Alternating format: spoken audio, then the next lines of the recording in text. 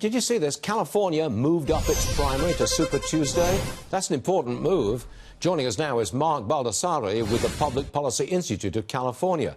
Mark, welcome to the show. Moving up the Super Tuesday primary in California would seem to me to give a big boost to Senator Kamala Harris from California. Am I right? Well, it would seem to. It's very early to tell, though. We asked a question in our March survey about whether Californians even wanted Senator Harris to run for president, and 40% of Californians said that they did, and over half said that they didn't. About half of Democrats said that they wanted her to run. So it would seem that it would be an advantage because she has run in statewide elections for Attorney General twice and for U.S. Senator once in the last decade.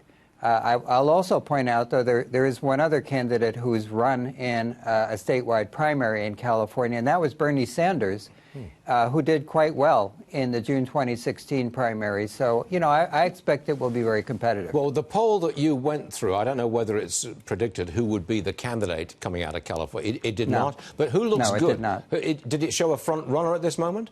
No. We haven't asked about that yet. Okay. You know, there are so many candidates. It's so early in the race.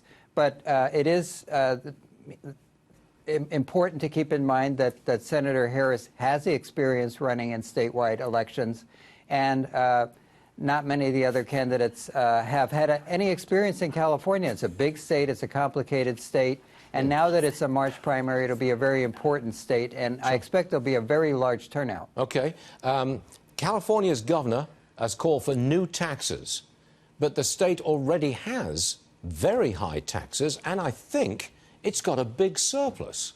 Why does it need taxes to be raised?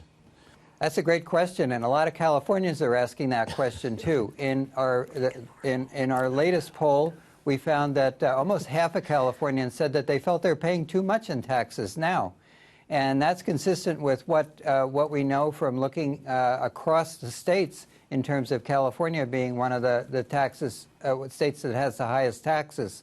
Well, it's also important to keep in mind that California has... I'm sorry to interrupt you like that. It's like a limited time. Is it true that middle-class Californians are moving out in significant numbers? It's true that there are more people moving out than moving in, and it's true that we now have the lowest population growth rate that we've seen in the modern history of California. And a lot of that revolves around the cost of housing and the cost of living in California. Californians are really very stretched economically, many who are in the middle class. Of course, there are many who are doing very well in California, but many who aren't doing well. We have the highest poverty rate in the nation, as well as tremendous wealth that's accumulated here in the state. Yes, you do. The highest taxes and the highest poverty rate. How about that? Mark Baldassarre, please come back and see us again soon. We need your information. Thank you, sir. Thank you. Sure thing.